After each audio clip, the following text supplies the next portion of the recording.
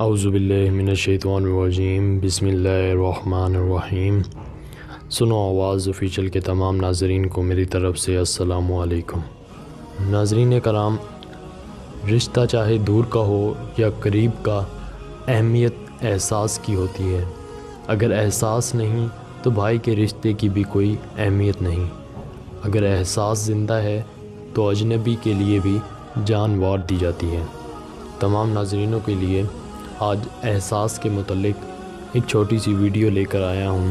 تمام ناظرینوں سے درخواست ہے کہ وہ ویڈیو کو اینڈ تک ضرور دیکھیں اور ویڈیو کو لائک اور کمنٹ ضرور کریں، اور نئے آنے والے تمام ناظرینوں سے درخواست ہے کہ اگر آپ نے چینل ابھی تک سبسکرائب نہیں کیا تو چینل کو سبسکرائب اور بیل آئیکن کو ضرور دبائیں تاکہ آپ کو پر وقتاً نئی ویڈیوز کی اپڈیٹ ملتی رہے۔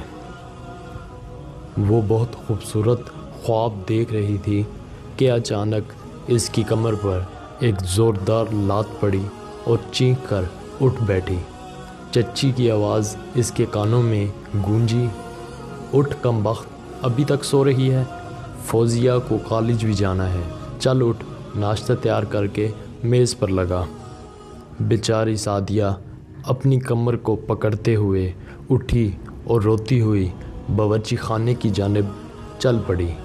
وہ باورچی خانے میں جا کر ناشتہ بنانے کے ساتھ ساتھ تیزی سے برتن بھی دھونے لگی۔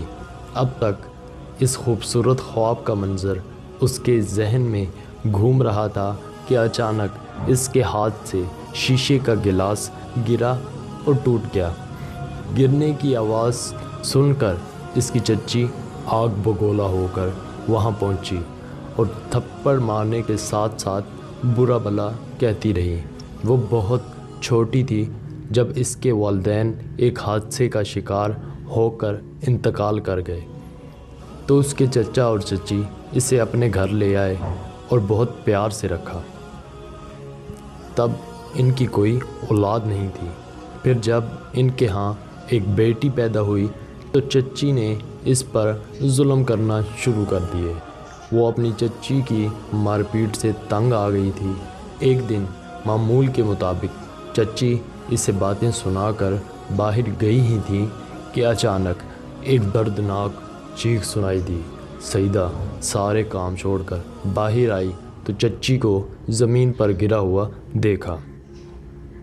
اس نے چچی کو سہارا دے کر اٹھانے کی کوشش کی مگر نہ اٹھا سکی۔ اس نے جلدی سے چچی کے موبائل سے چچا کو فون کر کے بلایا اور چچا فوراً ہی گاڑی لے کر گھر پہنچے اور چچی کو ہسپتال لے گئے۔ ڈاکٹروں نے کہا کہ ان کی دائیں ٹانگ بری طرح ٹوٹ گئی ہے، ٹھیک ہونے میں تقریباً 1 ماہ کا عرصہ لگے گا۔ اس دوران ان کا بہت خیال رکھنا ہوگا۔ وہ سب گھر پہنچے تو اس وقت فوزیہ بھی کالج سے گھر آ گئی تھی۔ جب اس نے اپنی ماں کی یہ حالت دیکھی تو بہت پریشان ہوئی۔ سعیدہ نے اسے بتایا کہ ڈاکٹروں نے ان کا خیال رکھنے کو کہا ہے۔ فوزیہ نے کہا، یہ سب مجھ سے تو نہیں ہوگا، تم ہی خیال رکھا کرو۔ یہ کہتی ہوئی وہ کمرے سے باہر نکل گئی۔ اب چچی کو احساس ہوا کہ فوزیہ ان کے قریب بھی نہیں آئی اور نہ کوئی کام کیا۔ جس سعدیہ پر وہ اتنے ظلم کرتی تھیں، مشکل میں وہی سعدیہ ان کے کام آئی۔ ایک دن چچی نے سعدیہ سے دل سے معافی مانگی اور سعدیہ نے انہیں دل سے معاف کر دیا۔ چچی 1 ماہ میں بالکل ٹھیک ہو گئی۔